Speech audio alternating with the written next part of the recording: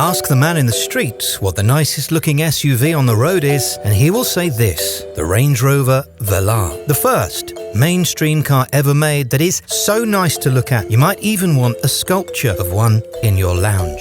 Even kids think they're good, pressurizing fathers all around the world to get with the program, Dad. And this year, the Velar was officially named the most beautifully designed car in the world.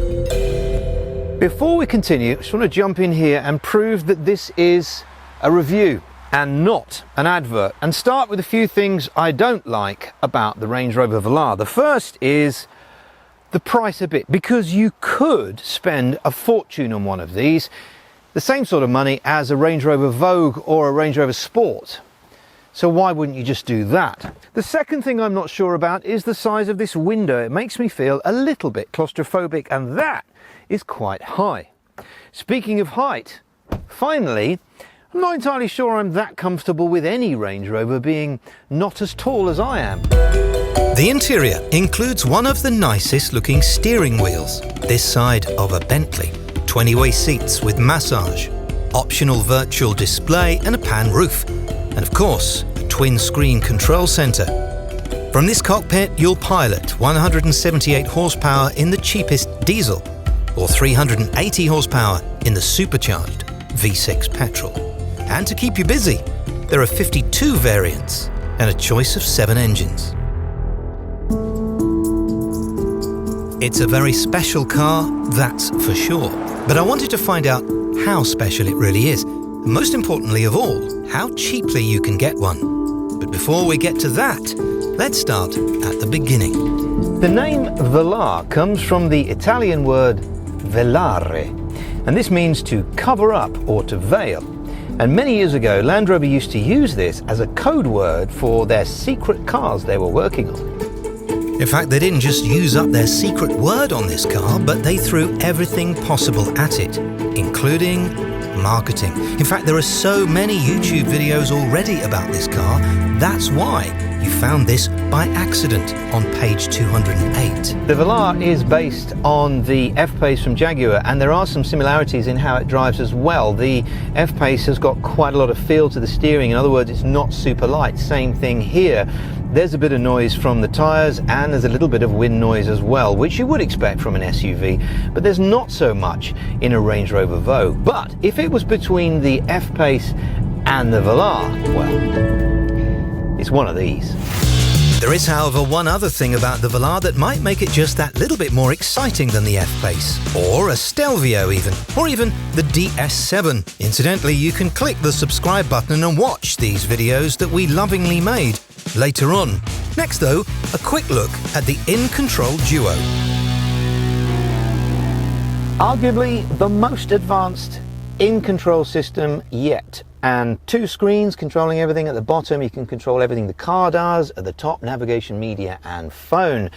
There's interesting little buttons as well. These circular dials, what they do is they control whatever function you have selected. That's very clever and ingenious.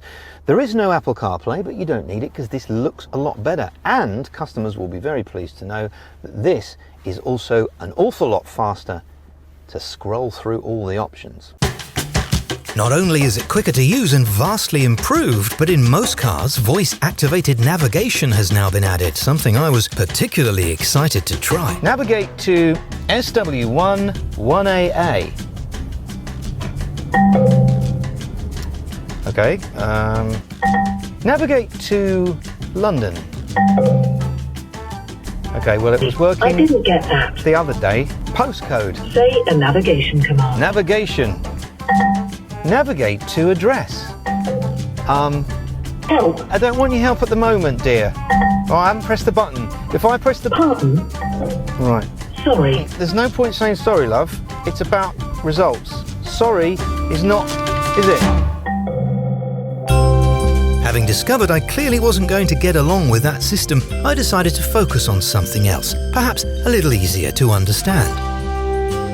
Right, engines. So, if money was no object, I would obviously go for the V6 diesel. The reason for that being, I'm a huge Anorak fan of that engine. I think that is the best diesel engine in the world other than that 4-litre Audi thing. So, I'd get one of those. However, that would be if money is no object, and unfortunately money is an object. And so the 2 litres make a lot of sense. And they'll make even more sense when you learn in a moment how much you can lease one for. Oh, and if you're wondering what that 4-litre Audi thing is, good one, I think I was referring to this, another film you can watch if you subscribe. A car I liked, filmed, and then forgot the name of. Okay, so now, again, it wouldn't be a review if we didn't talk about Range Rover reliability. They're famous for not being really very reliable. Everybody knows that.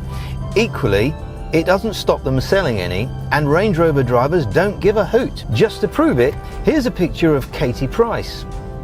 Look at that smile. She's not remotely caring about reliability.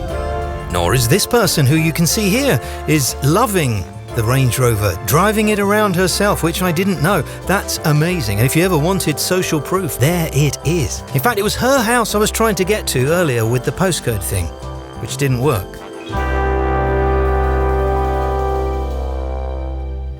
But the best bit of all for this particular car is the price. Because when I last checked on the website, link in the description, one of these was £400 a month. I saw 3 deals under that price.